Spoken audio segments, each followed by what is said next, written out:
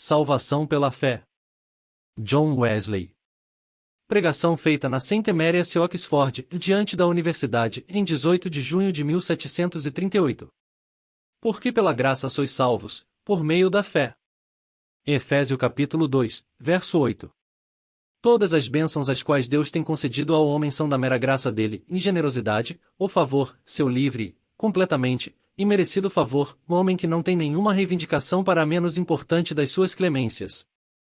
Foi pela livre graça que formou o homem do pó do chão, e soprou nele uma alma vivente, e estampou naquela alma a imagem de Deus, e colocou todas as coisas debaixo dos seus pés. A mesma livre graça continua em nós, até nossos dias, em vida, respiração, e todas as coisas. Porque não há nada do que somos, ou temos, ou fazemos, que pode merecer a menor coisa das mãos de Deus. Todas nossas obras, tu, ó Deus, tem forjado em nós. Esses são muito mais exemplos da sua livre clemência, e, mesmo que qualquer retidão possa ser encontrada no homem, esse é também um dom de Deus. Que recursos, então, deve um homem pecador espiar para qualquer dos seus menores pecados? Com as próprias obras? Não. Sejam elas tantas ou santas, elas não são dele, mas de Deus. Mas, de fato, os homens são todos profanos e pecadores, por eles mesmos, então, cada um deles precisa de uma nova expiação. Apenas frutos corruptos crescem em uma árvore corrupta. E seu coração é completamente corrupto e abominável, criatura para alcançar a glória de Deus, a gloriosa justiça, primeiramente impressa na sua alma, depois da imagem de seu grande Criador. Dessa forma, tendo nada, nem retidão, nem obras, a pleitear, sua boca é totalmente calada diante de Deus. Se mesmo pecadores encontram favor com Deus, isto é graça pela graça. Se Deus concede ainda verter novas bênçãos em nós, ou seja, a maior de todas as bênçãos, salvação, o que podemos dizer dessas coisas, a não ser graças seja para com Deus por seu inexprimível dom? E, portanto, assim é. Deus confiou seu amor para conosco, por isso, enquanto éramos ainda pecadores, Cristo morreu, para nos salvar, pela graça. Dessa forma, somos salvos através da fé. Graça é a fonte, fé é a condição de nossa salvação. Agora, que não alcançamos a graça de Deus, cabe-nos cuidadosamente inquirir: que fé é essa, pela qual somos salvos? Que salvação é essa pela fé? Como podemos responder a algumas objeções? Que fé é essa, pela qual somos salvos? Não é apenas a fé do pagão. Agora, Deus exigiu do pagão que acreditasse que Deus é quem recompensa os que diligentemente o busca, e que ele será buscado glorificando-o como Deus, e dando a ele graças por todas as coisas, e pela cuidadosa prática da virtude da moral, da justiça, misericórdia e verdade, para com as suas criaturas. O grego ou romano, por conseguinte, sim, a Cetion ou Índia, não teriam desculpas, se não acreditassem tanto e na criatura e atributos de Deus, um estado futuro de recompensa e castigo, a natureza obrigatória da virtude moral. Porque isso é apenas a fé do pagão. Nem essa é a fé do diabo. Mesmo porque, a fé do diabo vai muito além da do pagão, uma vez que ele acredita que há um Deus sábio e poderoso, gracioso para recompensar e justo para punir, mas que também Jesus é Filho de Deus, o Cristo, o Salvador do mundo. E, assim, encontrarmos ele declarando, em termos expressos: eu conheço, tu, que sois, o Santo Deus. Lucas 4h34. Que temos nós contigo, Jesus Nazareno? Vieste a destruir-nos? Bem sei quem és, o Santo de Deus. Tampouco podemos duvidar de que esse espírito infeliz acredita em todas essas palavras que vêm da boca do Santo Deus, e que tudo quanto foi escrito pelos santos homens antigos, sendo que 2 deles foi compelido a dar aquele testemunho glorioso. Esses homens são os servos do mais alto Deus, que mostra a você o caminho da salvação. Assim, o grande inimigo de Deus e do homem acredita, e treme acreditando, que Deus foi feito manifesto na carne, que ele porá todos os inimigos debaixo dos seus pés, e que toda a Escritura foi dada pela inspiração de Deus. Assim tão longe, vai a fé do diabo. A fé pela qual somos salvos, no significado da palavra que será explicada daqui por diante, nem chega perto daquela que os apóstolos tiveram, enquanto Cristo ainda estava na terra. Porque eles acreditaram tanto nele, a ponto de deixarem tudo e segui-lo, embora tivessem poder para realizar milagres, curar toda a forma de enfermidades, e todas as formas de doenças, sim, eles tinham poder e autoridade sobre todos os males, e, além de tudo isso, foram enviados pelo seu mestre para pregar a palavra em todo o reino de Deus. Que fé é essa, então, pelo qual somos salvos? Em geral, pode ser respondido, primeiro, como sendo a fé em Cristo, e Deus através de Cristo, estes são os objetos próprios dela. Assim, sendo suficientemente e absolutamente distinguida da fé, tanto do ancião, quanto do pagão moderno. E sendo completamente distinta da fé do diabo, que é puramente especulativa, racional, fria, com sentimento inanimado, uma sequência de ideias da mente, mas também uma disposição do coração. Como dizem as Escrituras. Com o coração o homem acreditou na justiça, e se confessares com a tua boca o Senhor Jesus, e acreditares no teu coração que Deus o levantou da morte, então serás salvo. E, nisso, ela difere da fé o qual os apóstolos tiveram, enquanto nosso Senhor estava na terra, e reconhece a necessidade e mérito de sua morte, e o poder de sua ressurreição. Reconhece a sua morte, como sendo o único meio de redimir o homem da morte eterna, e sua ressurreição, como nossa restauração para a vida e imortalidade, já que ele foi entregue pelos nossos pecados, e subiu novamente aos céus para nossa justificação. A fé cristã é, então, não só um reconhecimento de todo o Evangelho de Cristo, mas também a completa confiança no sangue de Cristo, a confiança nos méritos da sua vida, morte, e ressurreição, e inclinação a Ele como nossa expiação em nossa vida, que foi dada por nós, e vivendo em nós, e, em consequência a isto, o fim com Ele, e mantendo-se fiel a Ele, como nossa sabedoria, retidão, santificação e redenção, ou, em uma palavra, nossa salvação. Que salvação é essa? Pela fé. O que quer que isso implique, é a presente salvação. É algo atingível. Atualmente atingida, na terra, por aqueles que são participantes dessa fé. Sobre isso falou o apóstolo aos crentes em Efésios, e neles aos crentes em todos os tempos, e não, podemos ser, se bem que isso também é verdadeiro, mas somos salvos pela fé. Somos salvos pela fé, para incluir tudo em uma palavra do pecado. Essa é a salvação que é pela fé. Esta é aquela grande salvação predita pelo anjo, antes que Deus trouxesse seu primogênito ao mundo, chamarás a ele pelo nome de Jesus, porque ele deverá salvar seu povo de seus pecados. E nem aqui, ou em qualquer outra parte dos Escritos Santos, há qualquer limitação ou restrição. A todo o seu povo, ou como é expresso em todo lugar, todo aquele que acredita nele, ele salvará dos seus pecados, desde o original até o atual, passado e presente pecado, da carne e do espírito. Pela fé nele, eles estão salvos tanto da culpa quanto do poder dela. Primeiro, em da culpa de todo o pecado passado, considerando que todo mundo é culpado diante de Deus. A tal ponto, que ele deveria ser rigoroso para colocar um sinal naquele que se extraviou, não há ninguém que poderia suportar isso. E, considerando que, pela lei está apenas o conhecimento do pecado, mas nenhuma libertação dele, cumprindo as ações da lei, nenhuma carne poderia ser justificada nesse sinal. Agora, a justiça de Deus, o qual é pela fé em Jesus Cristo, é manifestada a todo aquele que crê. Assim sendo, todos estão livremente justificados pela sua graça, através da redenção que está em Jesus Cristo. Ele, Deus, estabeleceu ser uma propiciação através da fé em seu sangue, para declarar sua retidão para, ou pela, remissão dos pecados que são passados. Agora, Cristo lançou fora a maldição da lei, tendo sido feito maldito por nós. Ele destruiu a escrita da lei que estava contra nós, lançou-a fora do caminho, pregando-a em sua cruz. Assim, não há condenação alguma àqueles que creem em Cristo Jesus. E, sendo salvo da culpa, eles são salvos do medo. Não realmente de um medo de filho, de ofender, mas medo de servo. Todo aquele medo servil que máquina tormento, medo do castigo, medo da ira de Deus, mas a quem eles agora já não consideram como um mestre severo, e, sim, um pai complacente. Eles não receberam o espírito de escravidão novamente, mas o espírito de adoção, por meio de qual eles clamam, Abba, Pai, o próprio Espírito que é também paciente testemunha de seus espíritos, porque eles são as crianças de Deus. Eles são também salvos do medo, entretanto, não da possibilidade da queda longe da graça de Deus, e de alcançar as grandes e preciosas promessas. Assim, tenham eles paz com Deus, através de nosso Senhor Jesus Cristo. Eles se regozijam na esperança da glória de Deus. E o amor de Deus é derramado em seus corações, pelo Espírito Santo que é dado a eles. E, por meio disso, eles são persuadidos, entretanto, talvez, não todo o tempo, nem com a mesma abundância de persuasão, que nem morte, nem vida, nem coisas presentes, nem coisas para vir, nem altura, nem profundidade, nem qualquer outra criatura, poderá ser capaz de separá-los do amor de Deus que está em Cristo Jesus, nosso Senhor.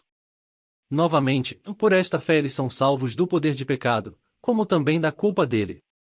Assim o apóstolo declara: sabemos que ele foi manifesto, para lançar fora nossos pecados, e, nele, não está o pecado. Assim, todo aquele que habita nele não terá pecado. 1 João capítulo 3, verso 5, Jesus respondeu: na verdade te digo que aquele que não nascer da água e do Espírito não pode entrar no reino de Deus. Novamente, em pequenas crianças, não deixem homem algum enganá-los. Aquele que comete pecado é do diabo. Todo aquele que crê é nascido em Deus. E todo aquele que é nascido em Deus não comete pecado, e sua semente permanece nele, e não pode pecar, porque ele é nascido em Deus. Mais uma vez, nós sabemos que todo aquele que é nascido de Deus não tem pecado, mas ele que é procriado de Deus defende a si mesmo, e aquele que é pecaminoso não tocará nele. 1 João capítulo 5, verso 18, por isso, pois, os judeus ainda mais procuravam matá-lo, porque não só quebrantava o sábado, mas também dizia que Deus era seu próprio Pai, fazendo-se igual a Deus. Aquele, que é pela fé, nascido de Deus, não peça por qualquer pecado habitual, porque todo pecado habitual é pecado reinando, e mais pecado nenhum reina naquele que crê. Por qualquer pecado intencional, porque sua vontade, enquanto habita na fé, é completamente colocada contra o pecado, e tem aversão a ele como a um veneno mortal.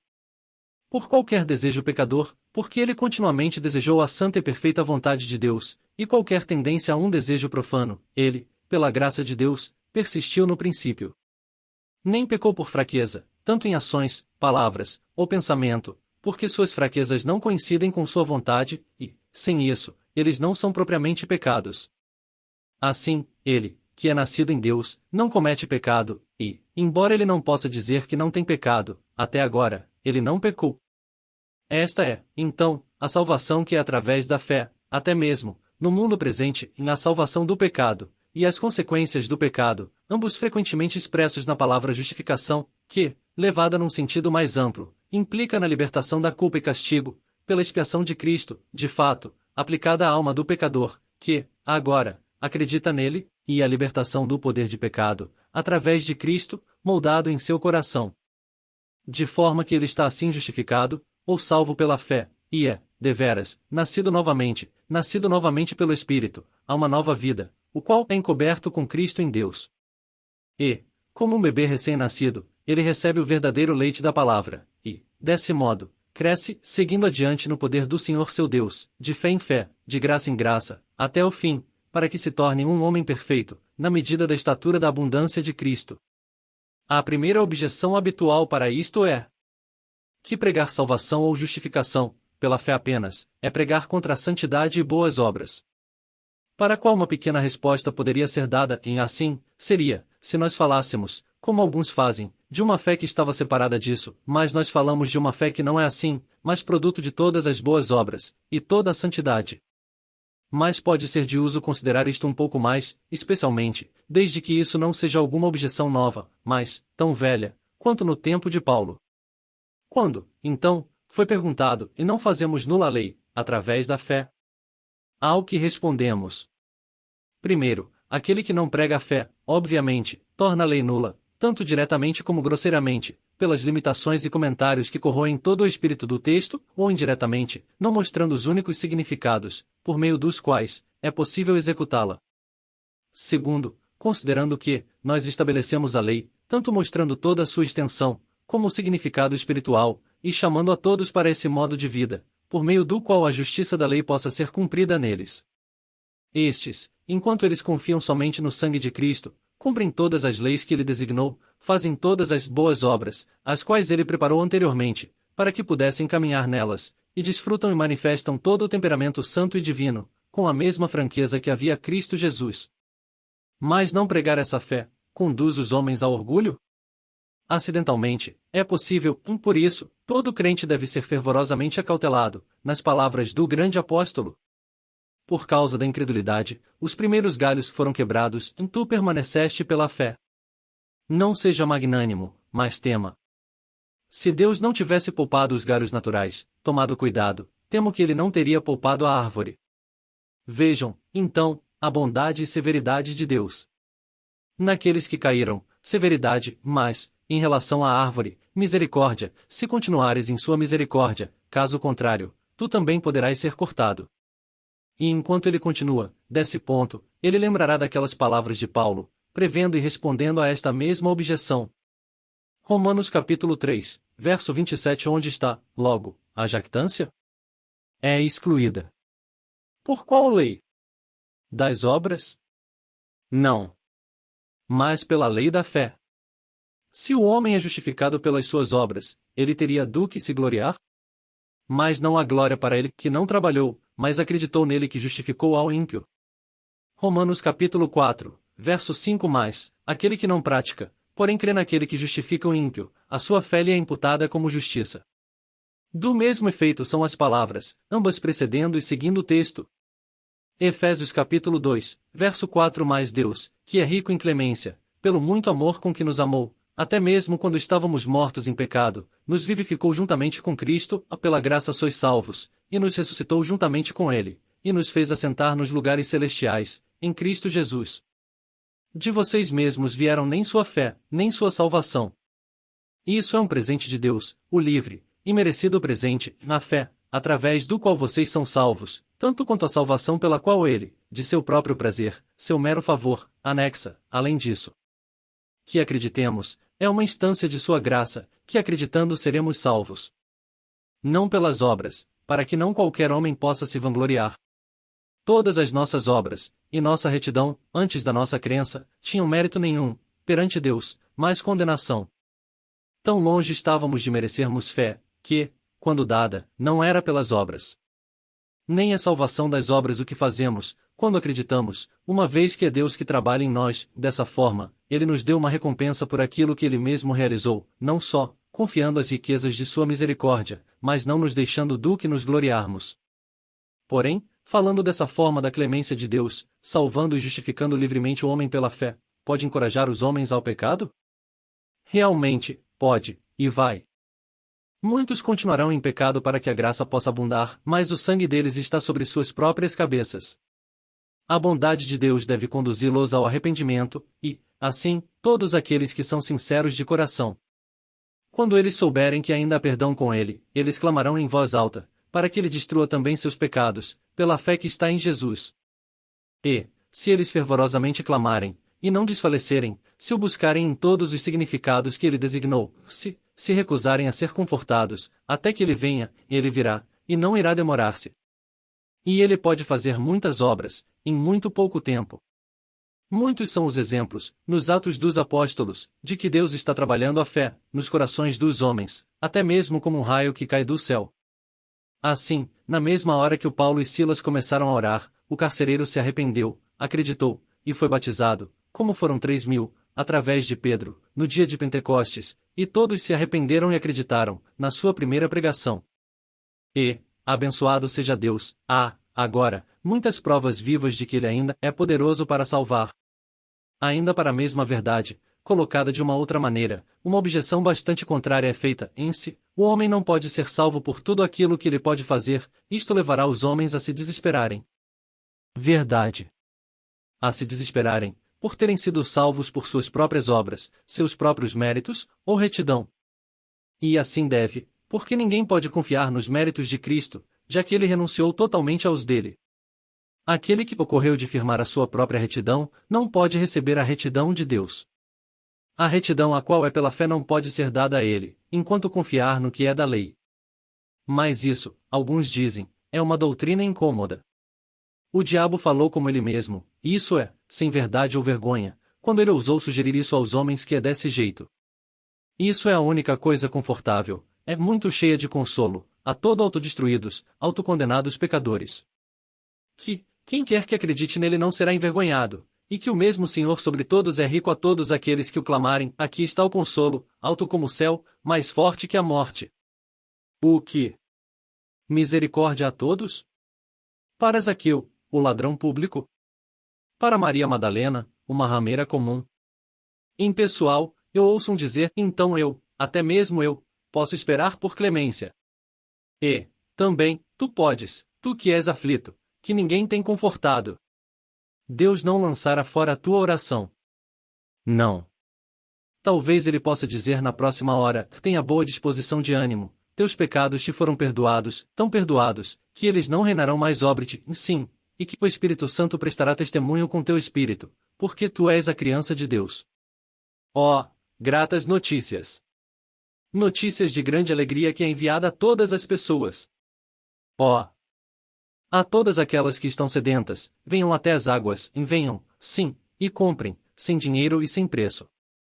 Quaisquer que sejam seus pecados, ainda que vermelho como carmesim, ainda que em maior quantidade que os cabelos em sua cabeça, retorne, sim, ao Senhor, ele terá clemência sobre você, e, para nosso Deus, porque ele perdoará abundantemente. Quando não mais objeções ocorrem, então, nos é simplesmente dito que salvação pela fé não deve ser pregada, como primeira doutrina, ou, pelo menos, não ser pregada a todos. Mas, o que disse o Espírito Santo? Outra fundação nenhum homem pode assentar, senão essa que já está assentada, nem mesmo Jesus Cristo. Então, que quem quer que acredite nele deverá ser salvo, e deve ser, a fundação de toda a nossa pregação, isto é, precisa ser pregada, como primeira doutrina. Bem, mas não a todos? A quem, então, não podemos pregar? Que excluiremos? Os pobres? Não. Eles têm um direito peculiar de ter o Evangelho pregado até eles. O iletrado? Não. Deus tem revelado essas coisas até iletrados e ignorantes, desde o princípio.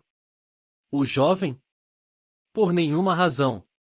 Que esses padeçam, de modo algum, para virem até Cristo, e não proibi-los. Os pecadores? Menos que todos. Cristo não veio chamar os íntegros, mas aos pecadores para o arrependimento. Porque, então, se nenhum, excluirmos o rico, o instruído, o honrado, homens de bem. E isso é verdade, eles também se excluem muito frequentemente de ouvir, ainda assim, temos que falar as palavras de nosso Senhor. Porque, desse modo, o teor de nossa incumbência escapa, vai e pregue o Evangelho a toda criatura. Se qualquer homem arranca isso, ou qualquer parte disso, para sua destruição, ele terá que suportar o próprio fardo. Mas, ainda, como o Senhor viveu, o que quer que o Senhor tenha nos dito, disto falaremos. Neste momento, mais especialmente, falamos que, pela graça estamos salvos, através da fé, porque nunca foi a manutenção dessa doutrina mais oportuna do que tem sido até esse dia. Nada, mas isto pode eficazmente prevenir o aumento da ilusão dos homi entre nós. Sem fim, atacar, um por um, todos os erros daquela igreja. Mas salvação pela fé fulmina na raiz, e tudo cairá imediatamente, onde isto está estabelecido. Foi essa doutrina, a que nossa igreja chama justamente de rocha forte e fundação da religião cristã, que primeiro dirigiu por e fora desses reinos, e só isto pode mantê-la de fora. Nada, mas isso pode ser um obstáculo àquela imoralidade, a qual tem se espalhado na terra como inundação. Você pode esvaziar as profundezas, gota a gota? Então, você pode nos reformar pela dissuasão das imoralidades individuais. Mas deixe a retidão que é de Deus pela fé, ser trazida para dentro, e, então, seus acenos orgulhosos serão detidos. Nada, mas isso pode parar as bocas daqueles que gloriam-se de suas vergonhas, e abertamente, negam o Senhor que os comprou. Eles podem falar da lei, de forma elevada, como aquele que a tem escrito por Deus em seu coração. Ouvi-los falar dessa maneira poderia inclinar alguns a pensar que eles não estavam muito longe do reino de Deus, e mais, retirá-los da lei de dentro do Evangelho, começando com a retidão pela fé, com Cristo, o fim da lei a todo aquele que acredita, e aqueles que agora mostraram-se quase, se não completamente, cristãos, mantiveram confessos os filhos da perdição, tão longe da vida e salvação, Deus seja misericordioso para com eles. Das profundezas do inferno até a altura dos céus. Por essa razão, o adversário, então, vocifera, não importa quando salvação pela fé é declarada ao mundo, e assim, ele incitou terra e inferno a destruir aqueles que primeiro pregaram isso. E pela mesma razão, sabendo que a fé sozinha poderia arruinar as fundações de seu reino, ele fez acontecer todas as suas forças, e empregou todas as suas artes de mentiras e calúnias, para amedrontar Martim Lutero de restaurar isso. Nem podemos desejar saber, ao mesmo tempo, pois que, como aquele homem de Deus observa, como isso poderia enfurecer um orgulhoso e forte homem armado, ser impedido e desprezado por uma pequena criança, vindo contra ele, com uma flecha em sua mão, especialmente, quando ele soube que aquela pequena criança seguramente o derrotaria, e o poria debaixo de seus pés. Mesmo assim, Senhor Jesus.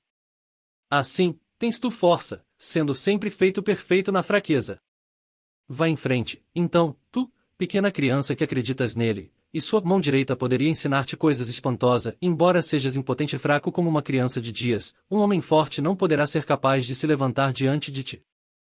Tu prevalecerás sobre ele, o subjugarás, o derrotarás e o colocarás debaixo de teus pés. Tu marcharás, sob o grande capitão da tua salvação, conquistando e a conquistar, até que teus inimigos sejam destruídos, e a morte seja tragada na vitória.